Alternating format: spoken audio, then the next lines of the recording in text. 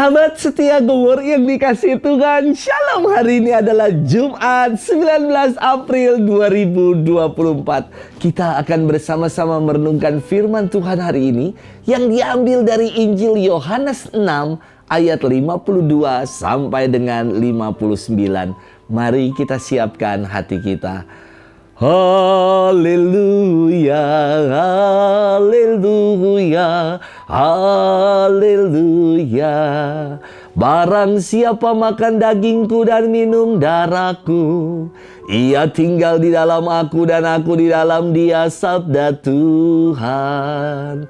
Haleluya, haleluya, haleluya. Tuhan bersamamu dan bersama rohmu. Inilah Injil suci menurut Yohanes. Dimuliakanlah Tuhan. Orang-orang Yahudi bertengkar antara sesama mereka dan berkata, bagaimana ia ini dapat memberikan dagingnya untuk kita makan? Maka kata Yesus kepada mereka, aku berkata kepadamu, sesungguhnya jikalau kamu tidak makan daging anak manusia dan minum darahnya, kamu tidak mempunyai hidup di dalam dirimu. Barang siapa makan dagingku dan minum darahku, ia mempunyai hidup yang kekal, dan aku akan membangkitkan dia pada akhir zaman. Sebab dagingku adalah benar-benar makanan, dan darahku adalah benar-benar minuman. Barang siapa makan dagingku dan minum darahku, ia tinggal di dalam aku dan aku di dalam dia. Sama seperti Bapa yang hidup mengutus aku dan aku hidup oleh Bapa, demikian juga barang siapa yang memakan aku akan hidup oleh aku. Inilah roti yang telah turun dari surga, bukan roti seperti yang dimakan nenek moyangmu dan mereka telah mati. Barang siapa makan roti ini, ia akan hidup selama-lamanya. Semuanya itu dikatakan Yesus di Kapernaum ketika ia mengajar di rumah ibadat. Demikianlah sabda Tuhan, terpujilah Kristus. Sahabat setia Gowor yang dikasihi Tuhan, Shalom, salam sehat untuk kita. Ada umat yang selalu tanya sama saya begini, Romo sukanya makan apa? Saya katakan sama umat itu, saya semua makanan suka, kecuali makan hati, sakit hati, capek hati, dan makan teman. Dari kecil, kata ibu saya, kalau disuapin makan hati, selalu saya lepeh, selalu saya keluarin lagi. Dan sampai sekarang, kalau ada hati di makanan, saya nyium baunya, rasanya tuh sampai merinding. Apalagi capek hati, saya juga gak doyan. Sama satu lagi yang namanya makan temen, saya juga gak suka. Sahabat setia Gowor yang dikasihi Tuhan, firman Tuhan hari ini menggemparkan.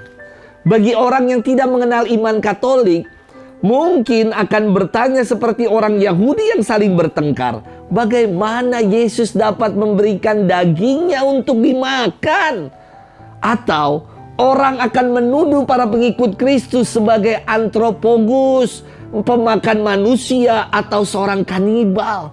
Apakah murid Yesus macam zombie dan vampir kah? Yang makan daging dan minum darah manusia? Tuduhan dan pertanyaan ini berawal dari tataran pemikiran yang berpijak pada level fisik dan material semata. Kita perlu membaca firman ini secara lengkap sehingga menangkap dengan jelas yang Yesus maksudkan dengan makan dagingnya dan minum darahnya. Tentu bukan secara fisik makan daging dan minum darah Tuhan, karena kita bukan zombie ataupun vampir. Yang Yesus maksudkan dengan makan daging dan minum darahnya adalah tinggal bersamanya.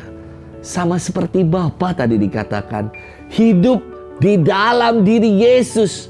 Maka ia bersabda, barang siapa makan dagingku dan minum darahku, ia tinggal di dalam aku dan aku di dalam dia.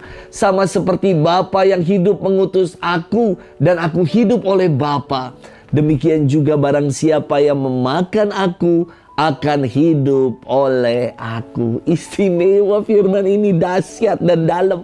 Kita diajak untuk tinggal bersama dengan Yesus. Kata tinggal dari kata Ibrani amat yang artinya berdiri. Tinggal atau berdiri bersama dengan Tuhan ingin mengungkapkan kesediaan kita diutus, sama seperti Kristus yang telah diutus dan melakukan perbuatan nyata. Bukan hanya diam-diam saja, duduk-duduk dan tidak berbuat apa-apa. Tinggal itu artinya kita diutus untuk melakukan yang baik.